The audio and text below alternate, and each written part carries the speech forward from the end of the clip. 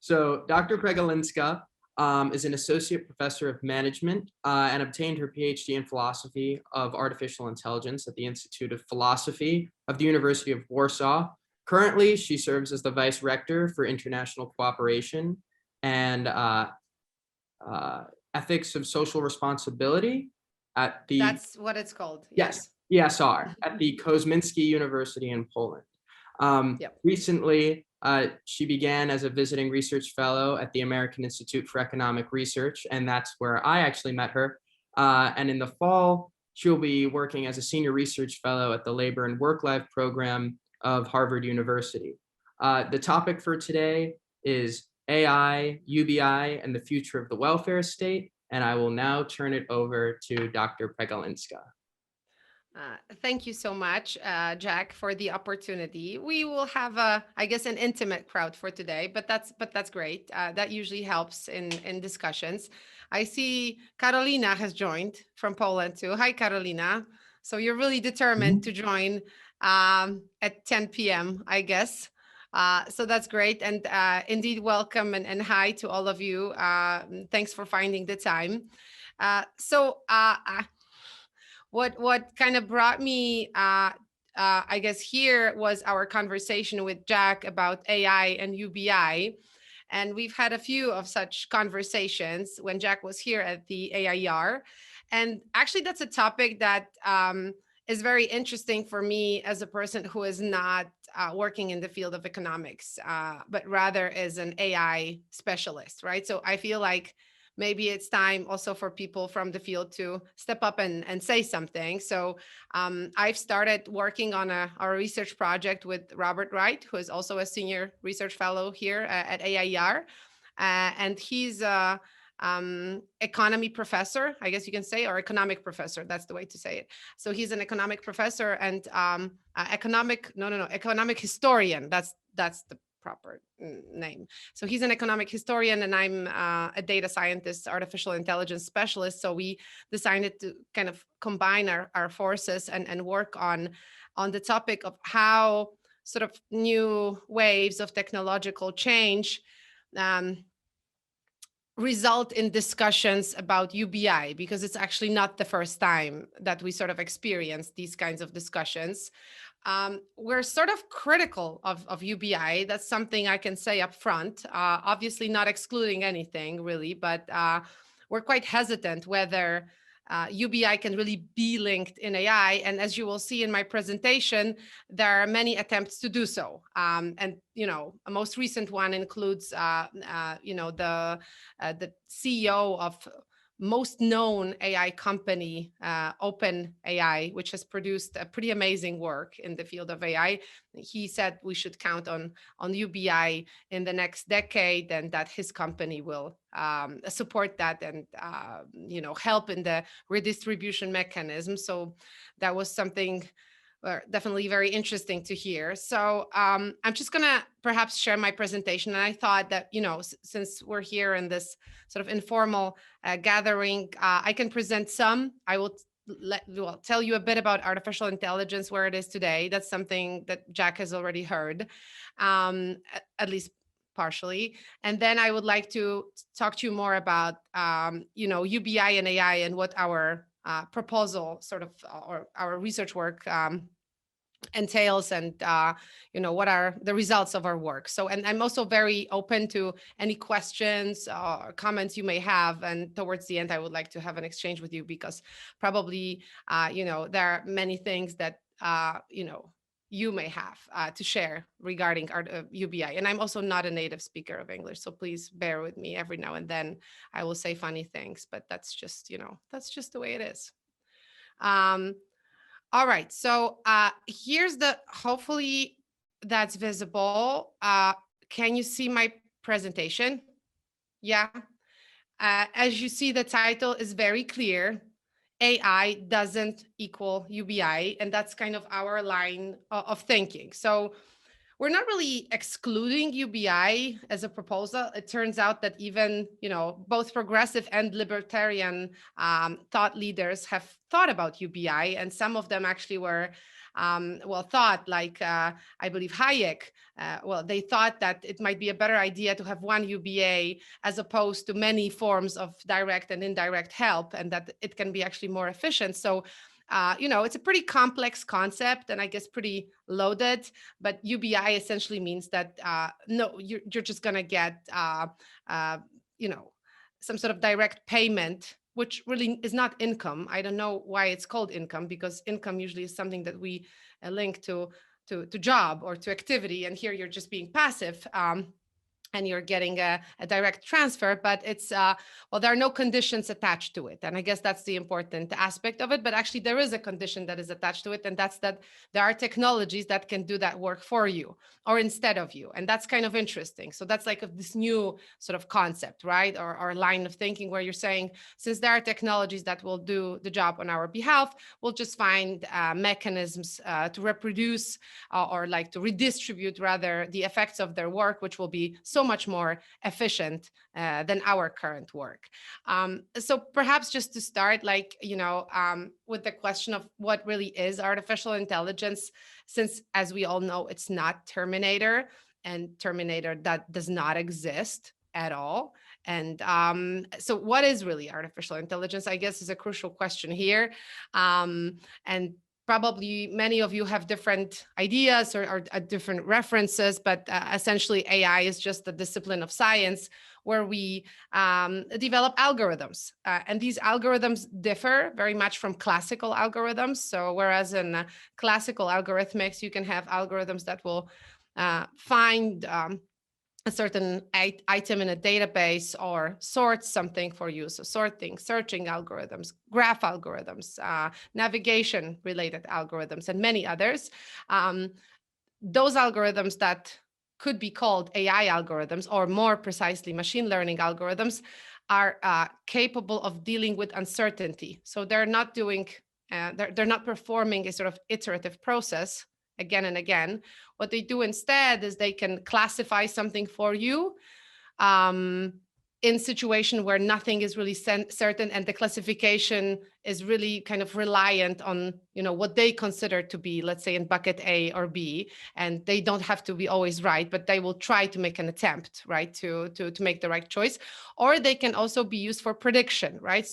So they can tell you a bit about how the future may unfold, how the market will be behaving, right? Not all of their predictions will be accurate, but they will make that attempt. So what they do is they learn from data, and they try to come up with the correct behavior, taking into account, let's say, historical data, and then produce certain outcomes, right? So what can happen is such an algorithm can, for instance, become a tool for your prediction, but also you can have machine learning algorithms that will allow you to build a system that over time would just become better at doing something. And that's very important, right, in AI, that we can have algorithms that will allow to build, for instance, a robot that's going to be more and more skillful in omitting obstacles. And when you think about Boston Dynamics, for instance, they have such robots, and they definitely work with most advanced AI algorithms that allow them to build systems that can really, without knowing the environment, learn a bit about the environment and kind of step by step become really better and better at adapting to different surfaces, at skills such as jumping, right, or running and other things, right? So that's not something that is upfront in the system. That's something that is this learning process, and the learning usually happens through historical, but also very often real-time data. So yeah, AI is really just a set of different algorithms. There are plenty of them, but it's also a set of different disciplines, right? So obviously machine learning is this whole big field where we have different algorithms and they can do different things, right? Some of them are more complex, some of them are less complex, some of them are inspired by biology and the human brain, neural networks, and some others are mostly inspired by statistics, right? So something that probably many of you more about, right? I'm assuming that regression or classification are perhaps terms that do ring a bell. So yeah, classification or regression are also AI or ML, machine learning algorithms. And then we have other subdomains. My domain is natural language processing. So for instance, virtual assistants, chatbots, systems that we could generally or broadly call conversational AI, but also translation systems, those that can translate in from one language to another. Do you know any good translation systems, perhaps? Any that you would consider to be like, yeah, something to think about and, serious? Google Translate, would you call it a good translation system? Yes or no? Try DeepL. Okay, next time we meet, try DeepL, like deep language, deepl.com, and you will see a difference. That's actually a deep neural network that can translate between two languages in a way that is, well, similar to human translation. So it's really quite spectacular. So we've seen major progress in this domain as well.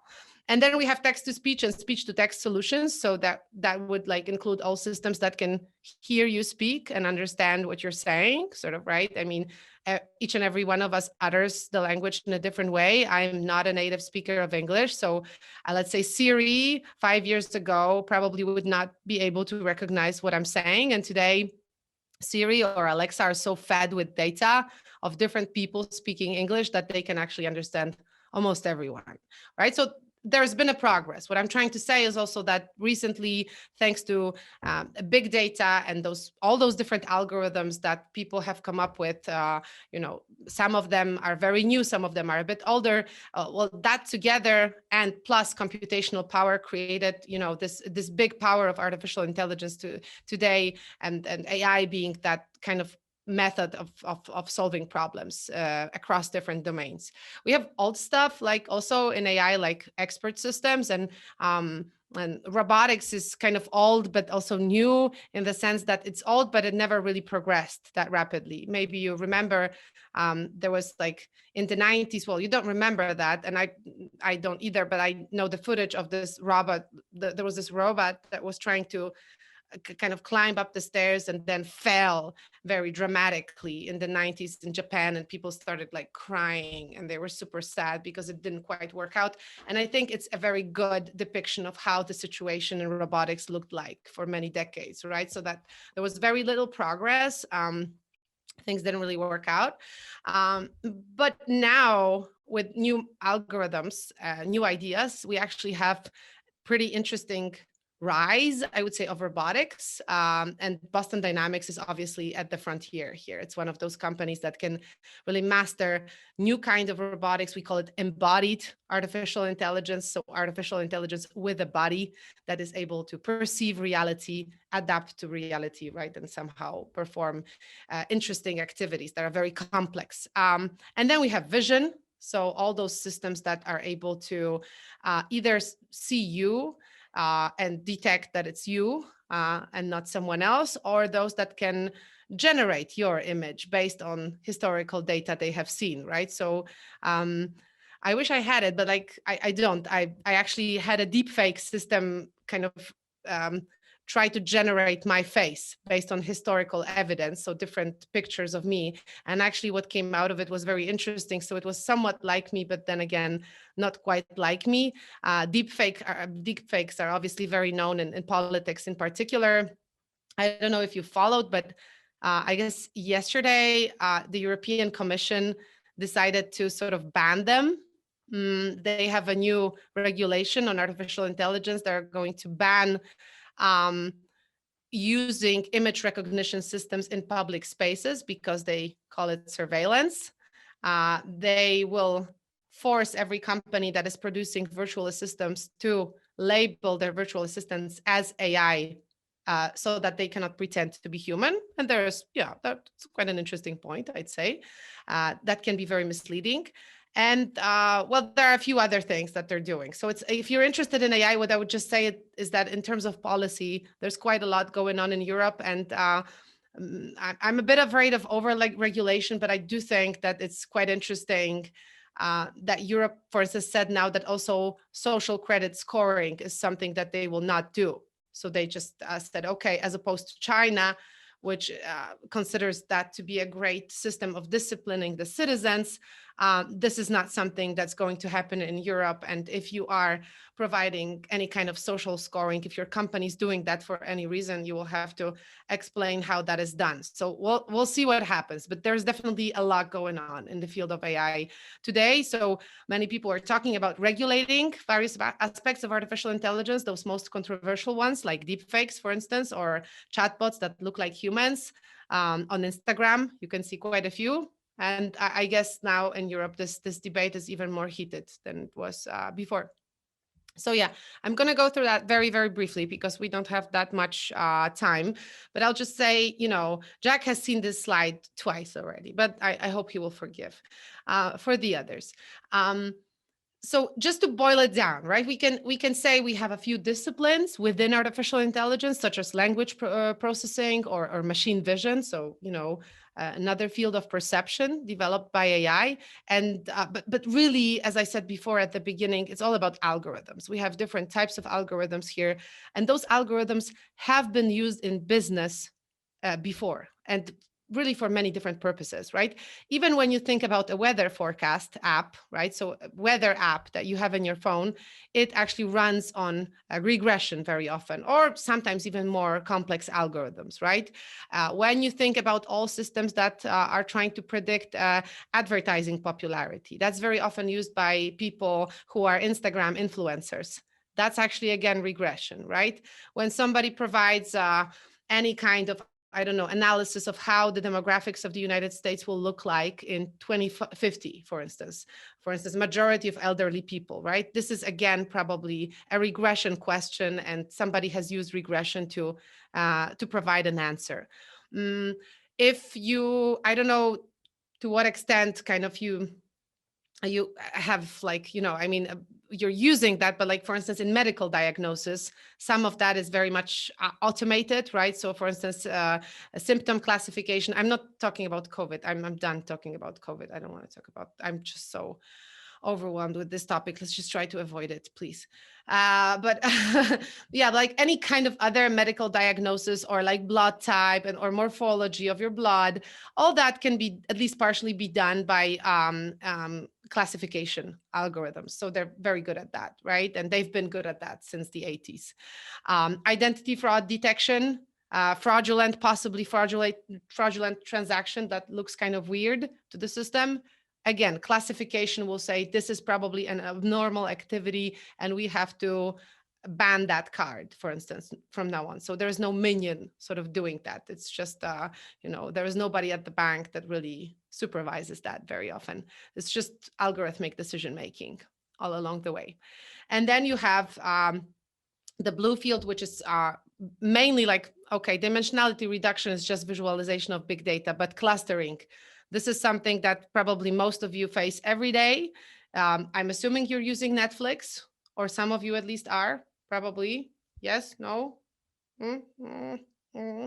Okay, well then there's clustering there, and it's the form of clustering that happens there is content-based, meaning that whenever you watch something, this is something that will trigger the system to show you similar things in the future, right? Because all the recommendations that you're getting on Netflix are based on clustering here. So the idea is to track you, to look at your preferences, historical preferences, and then come up with new ideas of what you should watch based on that.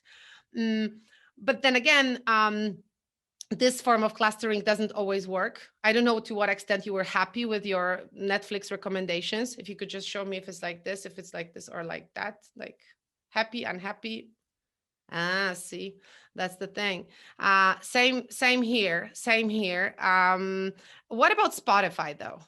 Like, do you use their recommendation of music? Okay, Jack says yes. Well, they have a different idea. It's also clustering, but the idea is to actually instead try and show you what other people who are similar to you are listening to in terms of their age group, or maybe some other hidden preferences, maybe even political ideas. Who knows? I mean, how deep the system can kind of dig into that, but definitely some sort of sociometric, psychometric profiling is happening out there. And then people who are similar are clustered together, and then, similar music will be recommended to them, right? So recommendation is in all those places. And also obviously Amazon relies on pretty basic, but also form of clustering. So there's quite a lot of that, right? And when you look around, AI is really in many places already today. And then you have like reinforcement learning, which is the most advanced method, but a bit of a problem because it's very much a black box to us.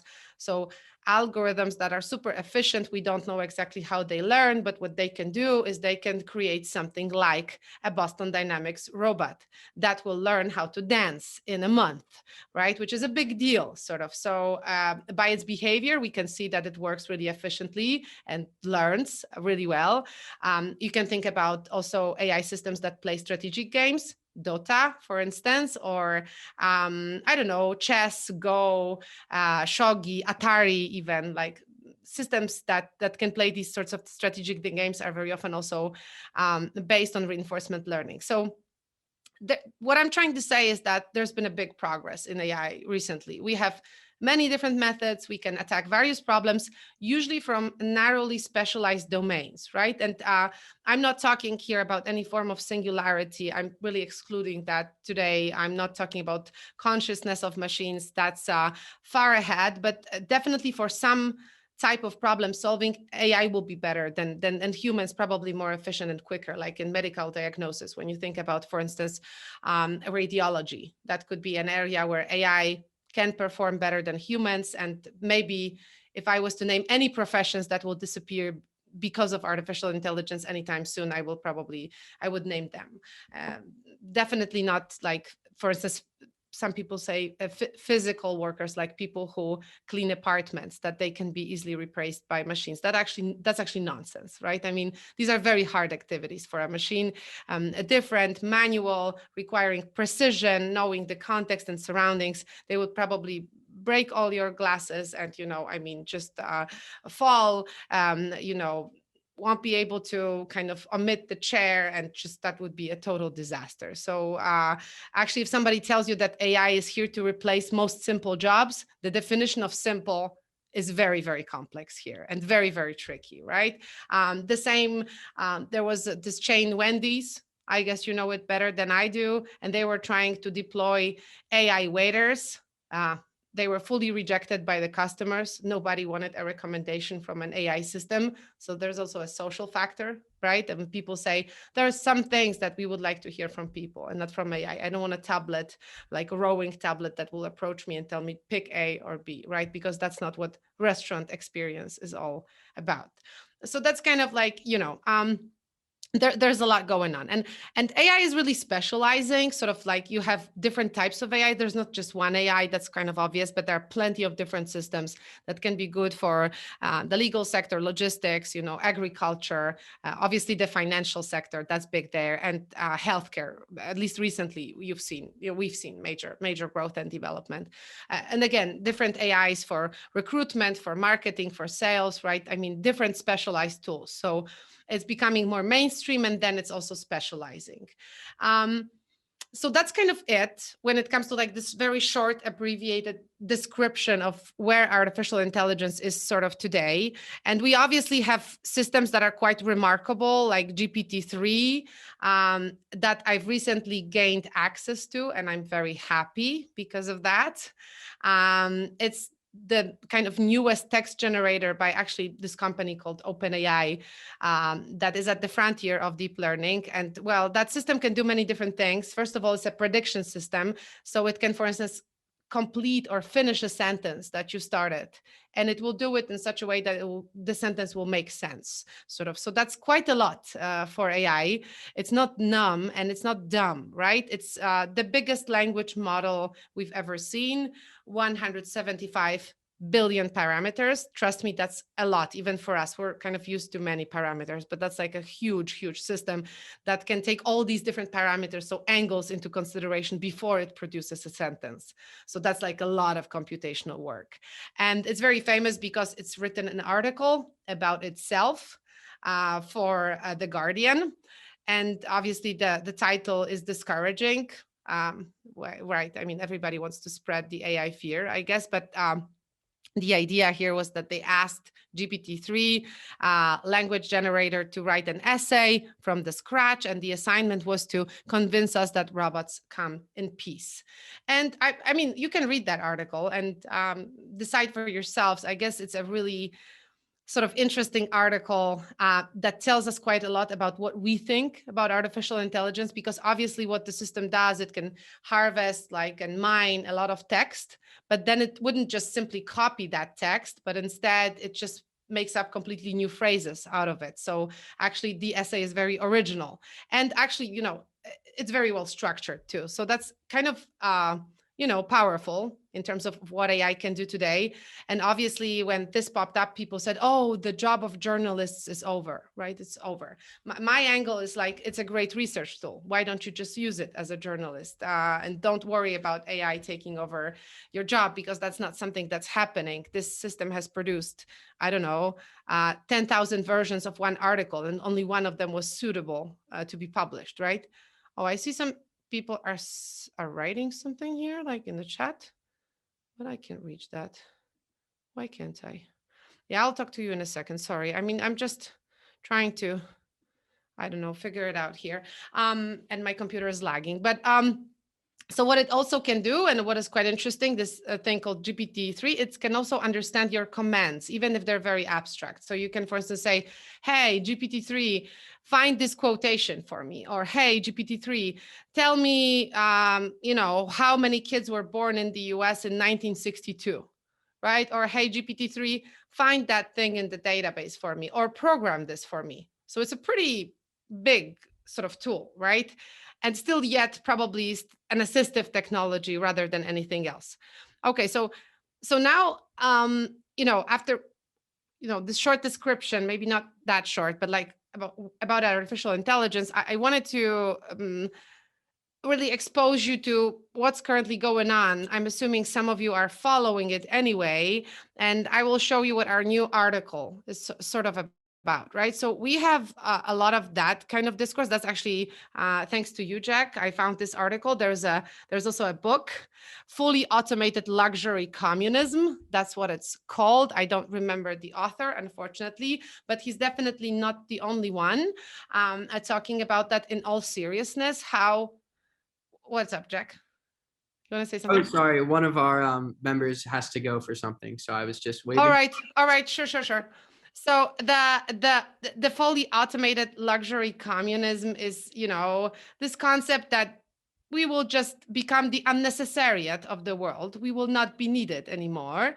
But then again, we will still live a fantastic life because technology will produce so much growth without any human supervision. I guess only some of us will work, but maybe nobody will work at all. And then we will still be very rich, and the world will be fantastic.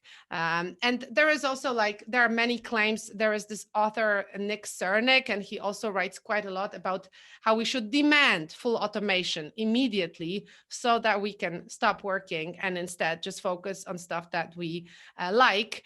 And then obviously UBI here is a solution, but it's not just some sort of little UBI. It's actually, serious money so that you can sustain yourself and, quote, be happy, right? So because of the growth in artificial intelligence, you've seen how such claims, or such discourse really started spreading in many different places.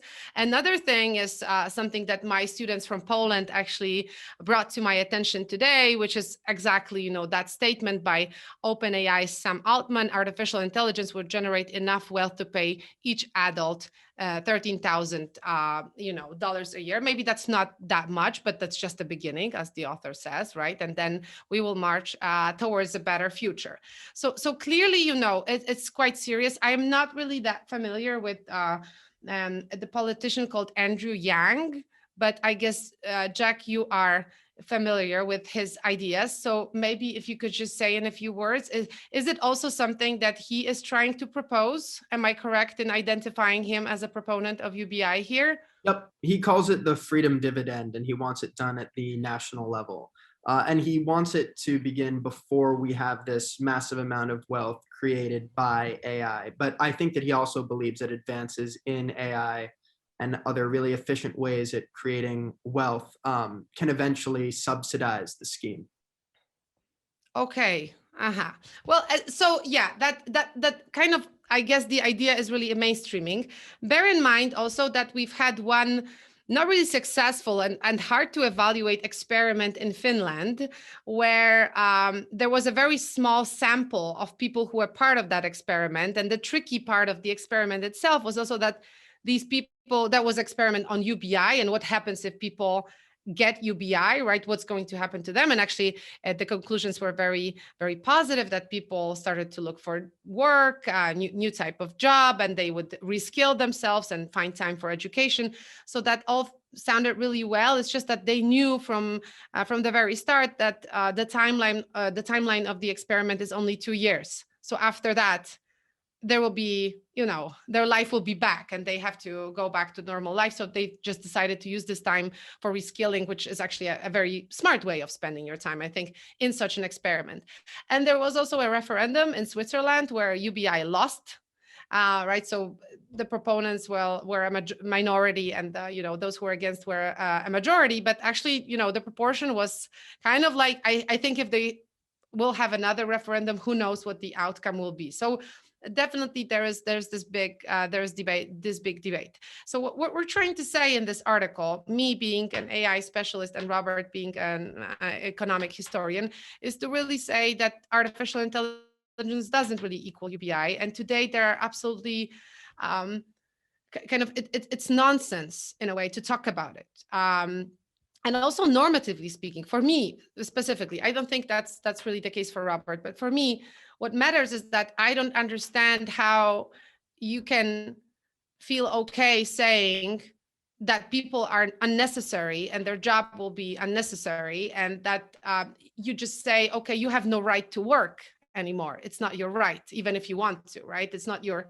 choice, because there will be ultimately no work for you. So you just have to reconcile with that thought that you have to spend your days doing other things. And actually, if something is not work, but it's just your hobby, I think that's kind of tricky, right? I mean, work is this big concept. And I think to many people, it does constitute at least partially meaning of life. So there's like something to be said about that also normatively. That matters for me, or at least resonates with me. So we have this, like, forgive the awful equation and this awful slide. Hopefully you see that we tried really hard to make it as weird as possible. What we're saying here in this slide is that we've had major business, economic, and technological changes in the past that really hit people in different ways. And obviously, we did have restructuring and reskilling process. And there were always situations where jobs became obsolete, certain jobs or certain professions, but new kinds of professions were generated. And on top of that, what we're also saying is that you have this income portfolio that consists actually of many different things. And for the future, UBI does not have to be the only solution. So it's actually not okay to say that this is the only way to go, because we can use other instruments as well. So we're talking about how AI is this really general purpose technology, and we do admit that, right? But we're also saying that so far, and AI's deployment is something that's been lasting since the 70s or 80s, really. Not many people talk about it. They just focus on 2010 and what followed. But before that, we had also various kinds of automated systems, and we haven't seen any breaks in jobs, compensations, or GDP. And we're trying to also make a statement about like 5 different modes of making a living, or, your income portfolio. That's Robert's part, and I'll talk about it in a second. And what we're also saying is that if there's really a situation that we cannot predict today, which I also will talk for a second, towards the end, then probably deployment of UBI at that stage of technological advancement will be possible if that's really needed. We don't think it's going to be needed, but still. So what we're also seeing now is that, when you think about the job market, you have many different conflicting surveys, right? Many people say, oh, many jobs will be lost. Look at McKinsey studies. Each and every study annually claims the same: 70% job loss in Japan, 50% job loss in the United States in the next decade.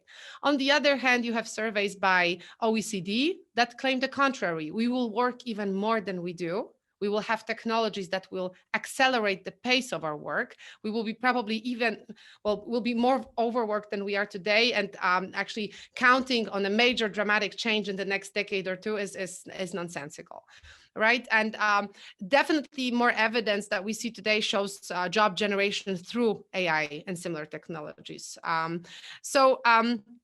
There are a few different studies. I would recommend those by MIT Sloan School because I think they're performed really diligently. And they've interviewed various business leaders who are working on, deploying artificial intelligence and scaling artificial intelligence in their organizations. And what those, CEOs said was there were no layoffs. There was just a reskilling process so far. We're taking AI to scale. We're changing our IT, our whole infrastructure. We're changing, our products and what we work on. Think about pharmaceutical sector. Soon they will be a predictive sector. They will tell you about, they will look at your profile and they'll say, this is something you have to avoid. This is how we will try to treat you to prevent this and that. They will be focused on prevention thanks to artificial intelligence and not intervention, right? Or finding therapies for something that you already have. So AI will transform them, but not in such a way that there will be layoffs. So I think these studies are really pretty good. And in terms of the future of artificial intelligence, because that's something I think we should also bear in mind, probably the most feasible scenario to think about in the next 2 or 3 decades are further advancements in really narrowly specialized deep learning that will become better and better.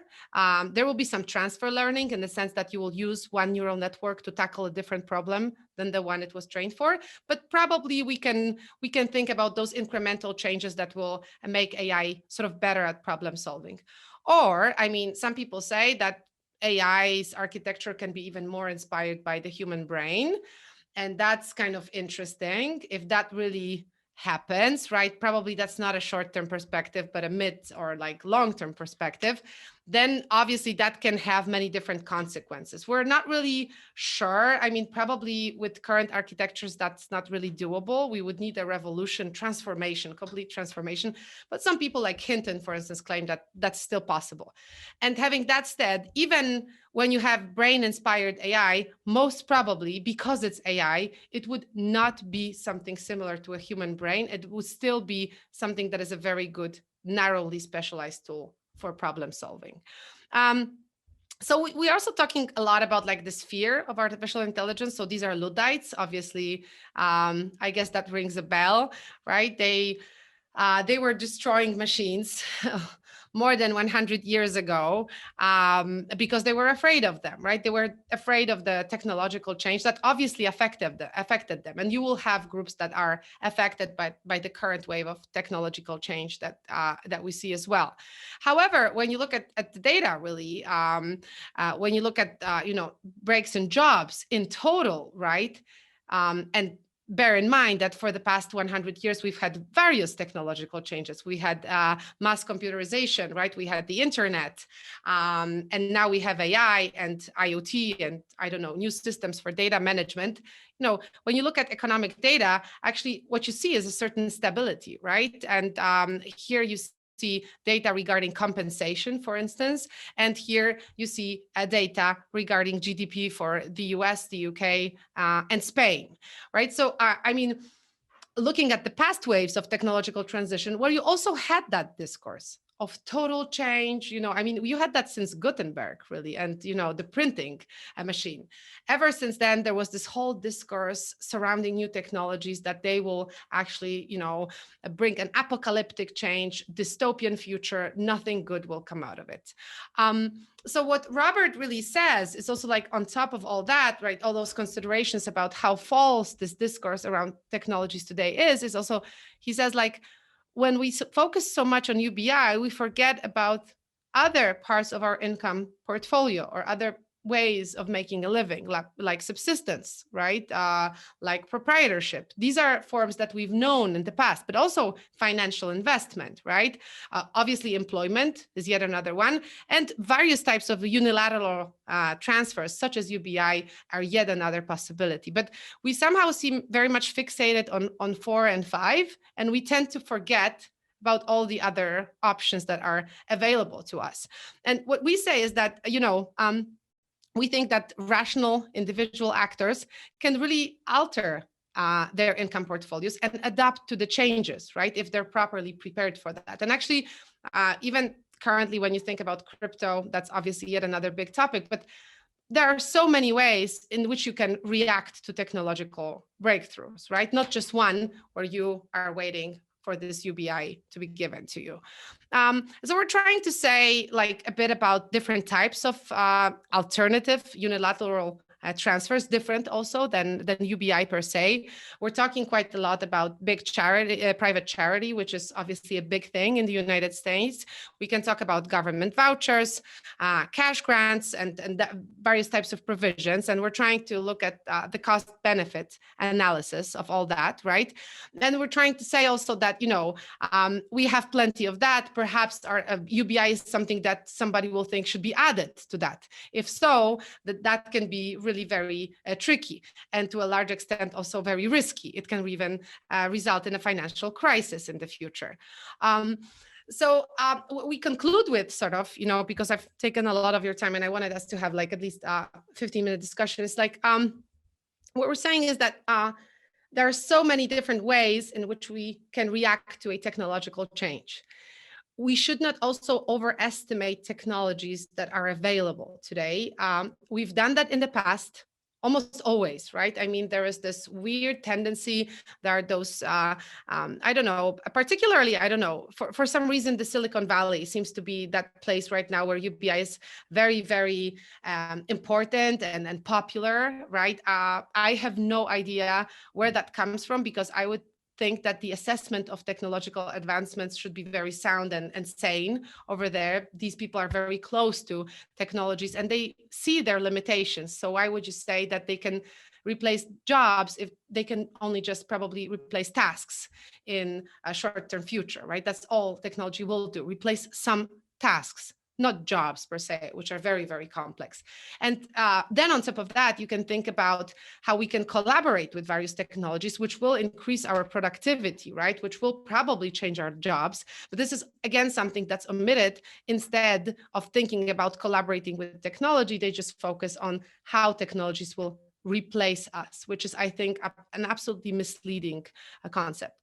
But having that said, and that will be my last statement, obviously, we can't foresee everything. And there is one thing that I think is a really long march. But if somebody wants to think about, I don't know, what's going to happen 200 years from now, as if we cared. But I mean, obviously, on some level, I do care. I would like Earth to exist. I would like us to have, I don't know, next generations to have clean water and whatnot. But we can think that perhaps artificial intelligence can somehow be merged with synthetic biology. Right. I mean, I'm just going to leave it here because it's it's a big futurological sort of concept, but it is possible, right? We've seen the xenobots last year, so very preliminary examples of something we could call artificial life. So if you do merge proteins with silicone, there may emerge something that we can't really, assess or predict what it's going to be capable of, what is it going to be capable of in the future. So if anything like that happens, right, if there is any form of artificial intelligence that really exceeds our capability of performing jobs and not tasks, right, so different whole bundles of different tasks, then we're saying, okay, probably UBI can be very quickly deployed. But this is something we're super hesitant about. We're just leaving it there so that, we can show the limitations of our study. So this is sort of it. This is what I wanted to share with you. And I'm kind of very open to listening to what you think about UBI, what you think about this discourse. Do you sort of observe it around yourselves? And is it linked with technology? Or is it just a thing that everybody discusses, but without any reference to current technological change? Because I believe that sort of AI just serves here as something that can be used to talk about UBI. And I'm not sure if that's the proper way to approach this topic. So yeah, thank you.